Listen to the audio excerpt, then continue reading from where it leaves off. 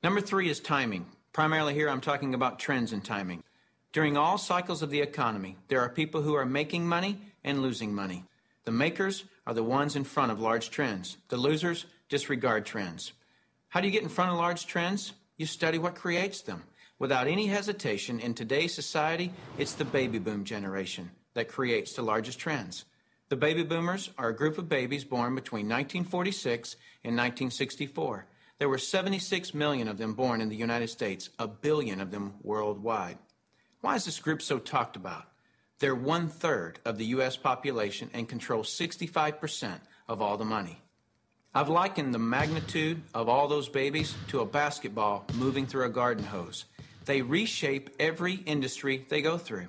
See, if you can predict where this basketball is going down the garden hose, you possess the ability to make fortunes. I want to give you some historical examples of the obvious buying patterns of these boomers. It started with a company called Gerber back in 1940, who were barely known. But by 1955, just 10 years after the boomers were born, they had sold 1.8 billion jars of strained baby food. As the boomers took their first steps, it was Buster Brown and Kenny Shoes. When the boomers went out to play, Mattel and Hasbro got rich providing toys to this young group. In 1957, we built more elementary schools in the U.S. in 1 year just to handle the overflow than we did in any 12-year period before or after. As the boomers went through their teens, Dairy Queen, McDonald's, Kentucky Fried Chicken became billion-dollar companies feeding the boomers. When the boomers moved through their 20s and 30s, which was in the mid-70s, what was the industry to be in? Real estate. Why? Because the boomers had heard from their parents one time too many, as long as you're living under my roof, you'll do as I say. So they wanted their own roof, which created a 15-year real estate boom. And people are still talking today about the great time frame to be in real estate. Then what happened to the real estate market in the late 80s? It began its decline. Why? The basketball had moved through the real estate industry. Another example of this is the U.S. stock market.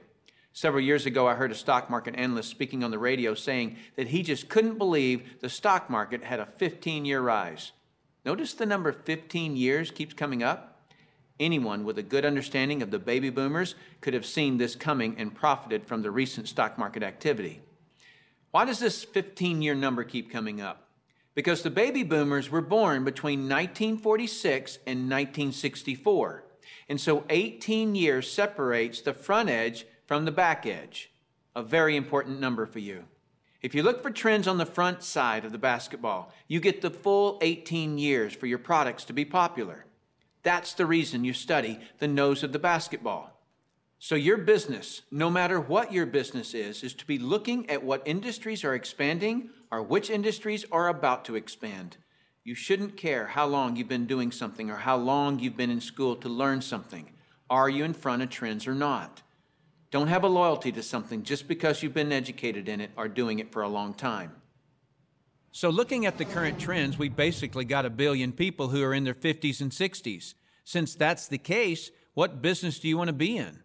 Let's look at some obvious current and future trends. Health and looking younger are going to be tremendous trends. The boomers do not like what aging is doing to them. So products that fend off aging as well as vanity issues will continue to boom. Businesses that focus on retirement issues will do very well. The crux of it will start with the boomers having enough money to retire. Businesses that offer ways to make money will obviously flourish.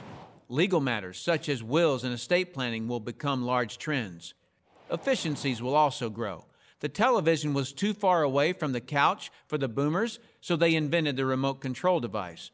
Today, they have their entire library of books and music in their cell phones. The boomers have always been enamored with technologies that make life easier. These technologies will actually create industries. For example, the computer created the need for antivirus software. The internet has created a need for identity theft protection and firewalls. But there will be many additional industries created by the computer and internet technologies. It is the computer plus the internet that made the iPod, iPad, and iPhone possible. As a side note, the baby boomers are not the only trendsetters. They are just the largest and have most of the money. As the world becomes one, the international market will play a big role, as well as the group born just after the baby boomers that are known as Generation X. But remember, The boomers control 65% of all the money. So when a bright Generation X person creates a great new product or service, they must make it simple enough that a baby boomer can understand it. Otherwise, that product will not reach mass acceptance. Those are some of the big trends. So if you want to be brilliantly compensated, you must focus on industries and companies that have positioned themselves in front of these trends.